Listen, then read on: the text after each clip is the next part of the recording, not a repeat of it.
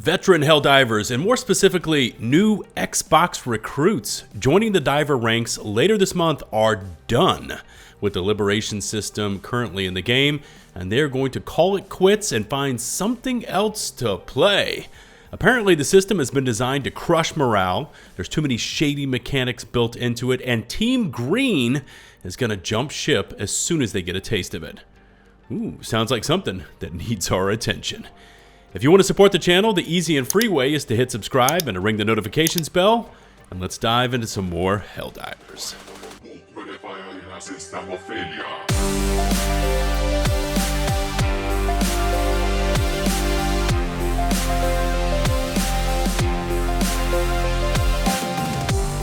Okay, this one comes to us from FandomWire, titled Xbox Divers Won't Stick Around If Helldiver 2's Liberation System Stays This Way, with a sub-headline that reads, Xbox players won't tolerate Helldivers 2's confusing Liberation system that's already driven veteran Helldivers to abandon winnable planets.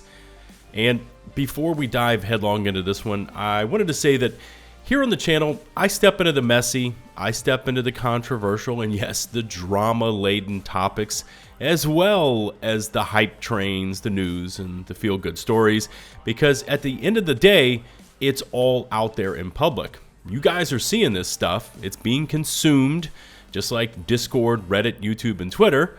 So at the end of the day, let's not take it out on me. I'm just delivering the topics and talking my way through it. 20 days until Xbox reinforcements drop into Helldivers 2. Damn, is it really that close? Well, at this point, it's 18 days. And Arrowhead still hasn't fixed the Liberation system that makes every planet feel impossible to clear. New recruits are going to take one look at those crawling progress bars and nope, right out of campaigns that could actually wrap up in days. I'm going to put up on screen the Reddit post they're actually referencing here in the article, links to all of which I'll include in the video description, but it goes on to say, quote, the Liberation meter straight up lies to players. You'll see 28% progress creeping along at 0.025% per hour and think you're staring down months of grinding. Meanwhile, the game hides massive progress jumps behind megacity completions that nobody explains anywhere. Okay, hold up. Let's press pause on FandomWire for just a sec here. I want everyone out there to think about their personal planet liberation mechanics knowledge in Helldivers, and I want you to place a number value on that knowledge. Like, if you're one of those people out there that knows everything, that's a 9, maybe a 10. But for that number, let's be honest, you are one of those elite players that sits out there with a calculator and spreadsheet and is able to accurately predict the projections. Or, on the flip side, maybe you're a casual Helldiver enjoyer. You press power on, you dive for democracy, you log off with no real idea on how this whole thing works. Let's maybe call that a 1 or 2 on the scale. See where I'm going with it? So as we continue on with the discussion, keep that number in the back of your mind for later. This Redditor looked at the numbers and did the math, same as the average Helldivers 2 player would. Who could blame them? The UI shows what looks like an endless slog, but those numbers don't account for the hidden city mechanics that can instantly bump progress by huge chunks. Players abandon winnable campaigns because the progress tracking feels designed to crush morale. After the Battle of Super Earth concluded, Arrowhead completely reworked how Liberation works, but somehow forgot to update the UI to match. Okay, how many of you knew that? How many of you out there knew that everything was turned on its head when we hit that first battle on Super Earth and we had those squid forces just coming out of our ear holes? Because all of a sudden, it was more than just a planet's health pool and the regen rate. Now we had settlements, we had towns, we had cities, mega cities, and regions that all contributed to the overall health gains and losses. Nothing much was said about it. We got these new little icons in the planet progress bar, and really that was about it. For example, Fact Bay has 3 megacities, and clearing each one gives massive liberation bonuses.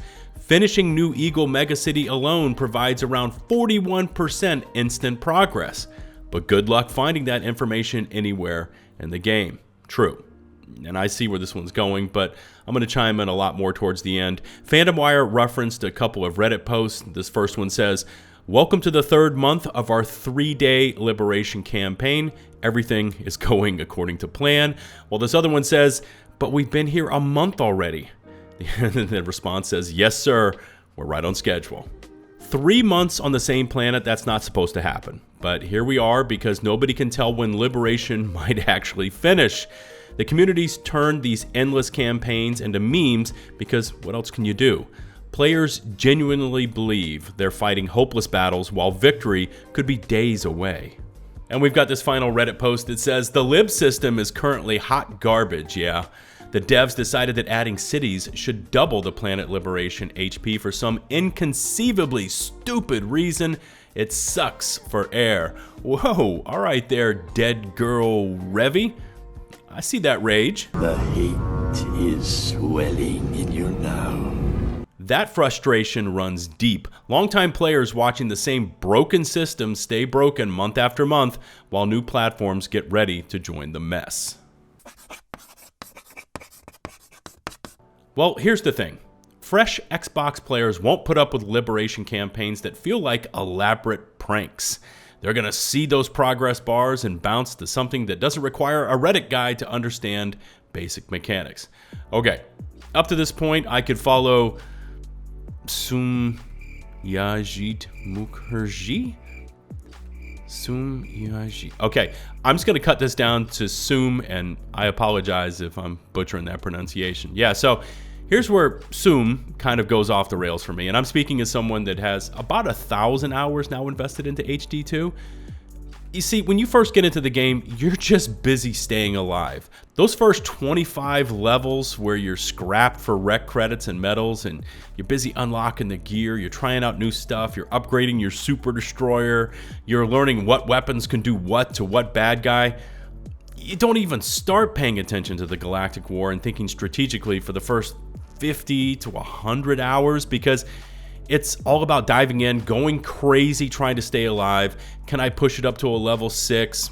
Oops, you get your ass pushed in, back it down to a level 5 until you get some better gear, and you know how all that goes. Now, maybe after that honeymoon part where a new recruit has learned the ropes, they've got most of it unlocked and are up there taking on harder level missions, okay, then maybe we start talking about bouncing. But even then, I don't know, because just speaking from experience, even with my hours and everything unlocked, the gameplay loop here is too damn fun to break away from.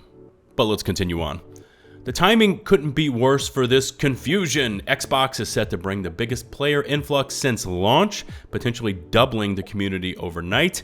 These newcomers will arrive expecting the polished experience that PlayStation and PC players have been requesting for months, only to discover the same opacity that's been driving veterans away from perfectly winnable planets. If these Team Green recruits have been paying attention, like I think they have been, they've seen all the Helldivers is so back, we're so cooked stories all over the media sites, so they know they're not going to be diving in thinking this is 100% polished, no bugs, perfect performance, and everything is working as designed.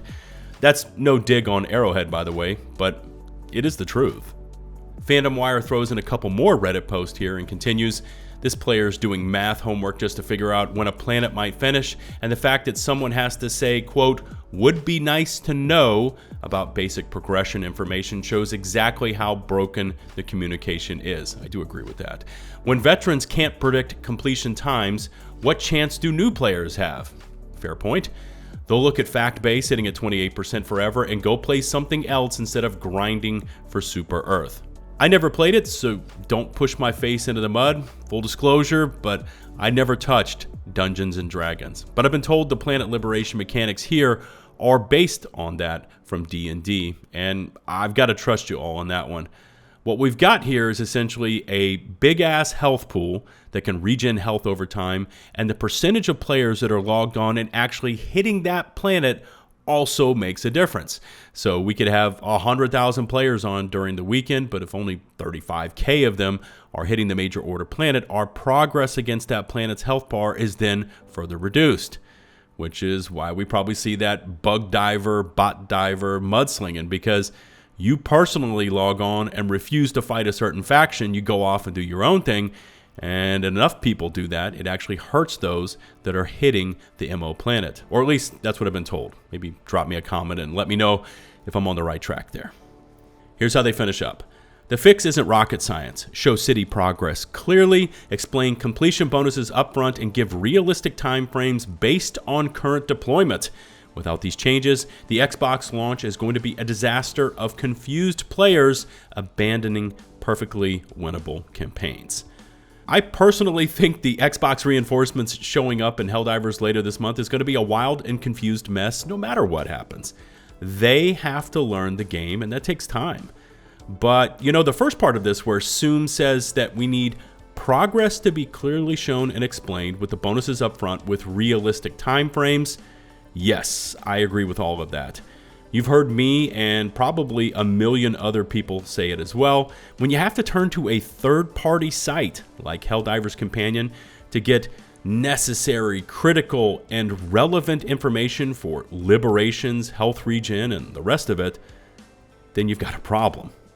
Anyways, I'll include all the links to today's article and the Reddit post down in the video description so you can check them out. But yeah, what do you think about Planet Liberation and Xbox? Because again, I've got to be completely honest with you. I think the article could have completely removed the Xbox chaos element to it and stood on its own merits. Does Planet Liberation need to make more sense in Helldivers? Yes. Could it be more thoroughly explained? Yes. In-game assets are needed. Hell yes. But also, does it feel like we're going up against unlimited enemies who can reinforce at a moment's notice without the needed intel to combat them? Yes. Maybe, just maybe, that's the beauty of the design of the Galactic War. Joel can sit there and move the pieces around, seeing everything playing in real time, while we have very little to go on, relying mostly on brute force to finish many of these major orders. But I again 1,000,000% believe the system needs to be overhauled to at least give us accurate intel to make our moves off of.